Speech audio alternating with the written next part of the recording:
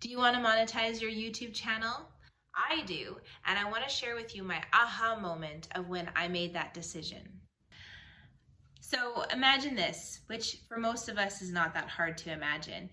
You've had Christmas, your bills are starting to come in, and things are getting a little snug. The economy has changed, food prices are getting higher, and you think, oh my gosh, this is getting really expensive. You have an amazing friend that you ask, hey, do you know of any jobs? And they say, yeah. You build a resume for the first time in a long time and you apply for a job. You get an interview, you go to the interview, and the description of the job has been changed or modified because now they've changed what they're looking for to suit their business needs, which isn't unexpected that a business would need to fulfill its needs. But you go to the interview thinking, what am I doing? What am I doing? Why am I doing this? You go to the interview and in that moment you realize this isn't what you're looking for. You don't want to work these hours. You don't want to work with a long drive into town to work in an office. This was my aha moment of realizing I have so many other opportunities or options for work. I have the luxury of taking the time and growing my YouTube channel. I can monetize it. I can work on it every day like a job. And that's what I've been doing for the last week. So this is week 2 of my monetization check-in. So I want to share with you some things that I've done this week to grow or work on my YouTube channel. Before I started my YouTube channel, I was taking a masterclass with an amazing creator. Her name is Jenna Warner, and she's a fellow Canadian. She's amazing. And the class that I took is all about Instagram. If you look into it, she does not have a YouTube option, but most or pretty much all of the information that I learned can be substituted for YouTube. Where she puts Instagram, you could put the word YouTube. And so that's what I've been doing is I've been taking and gleaning all that information and using it in my YouTube channel. The one thing I've been working on this week was brainstorming. So Jenna talks about brainstorming in her program.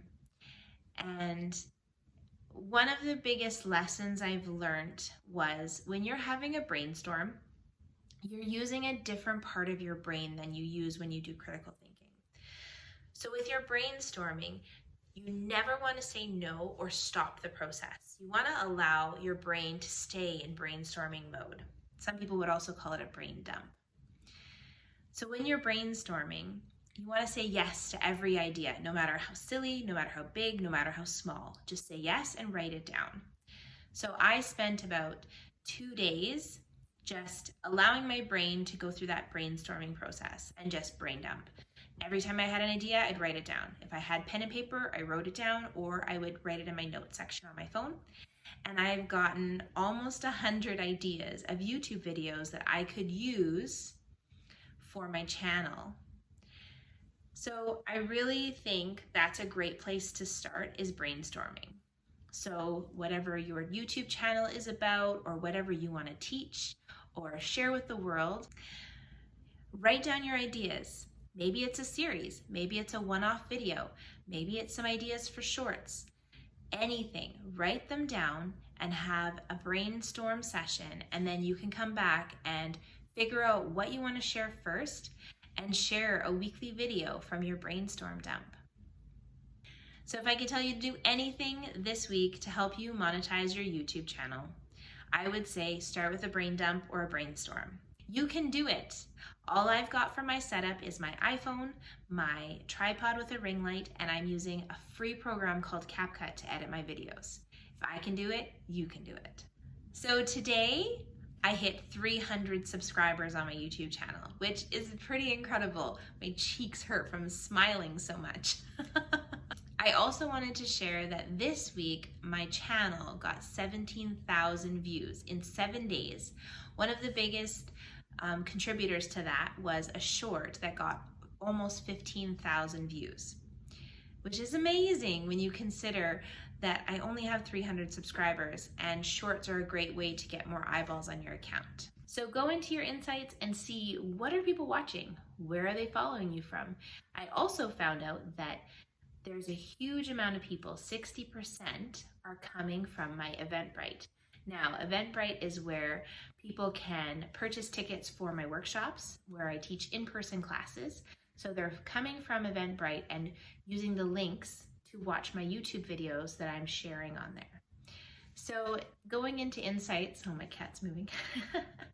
So going into insights and doing some getting information and kind of looking at what they're showing you and see if you can learn something from that and use that for your monetization goals. Now, to monetize YouTube in Canada, you need 1,000 subscribers and 4,000 hours of watch time. So currently I have 300 subscribers. As of today, I have 300 subscribers and 347 hours of watch time. Now, I'm not exactly sure how the watch time counts when you monetize and when it starts. So that's all stuff I have to figure out. But one of the cool things I noticed on my insights was that 94% of the people that are finding me because of my shorts.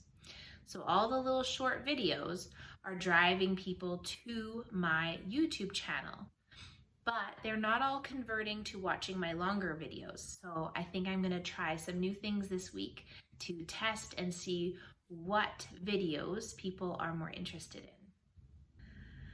I'm really excited about my monetization journey, and if you're enjoying this series, feel free to hit that subscribe, and I look forward to sharing more tips with you along my journey.